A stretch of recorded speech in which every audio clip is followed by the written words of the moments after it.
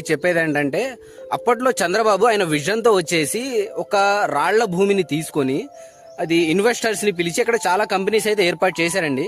కానీ దానివల్ల ఇప్పుడు ఎంత కాస్ట్ అనేది పెరిగింది. సేమ్ ఇలాగే అదే విజన్తో వచ్చేసి మన రేవంత్ రెడ్డి గారు కూడా వచ్చారు. అండ్ రీసెంట్గా హాట్ టాపిక్ ఏంటంటే హెచ్సియు.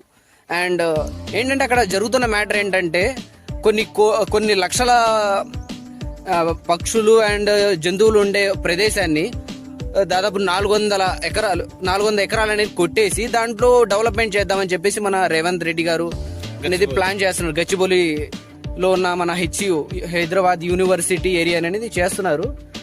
అండ్ ఆయన విజన్ అనేది డెవలప్మెంట్ పరంగా ఆయన విజన్ అనేది చాలా బాగుందండి. అండ్ దానికైతే మెచ్చుకోవాల్సిందే. అండ్ రేవంత్ రెడ్డి గారు మీకు చెప్పేది ఒకటేనండి.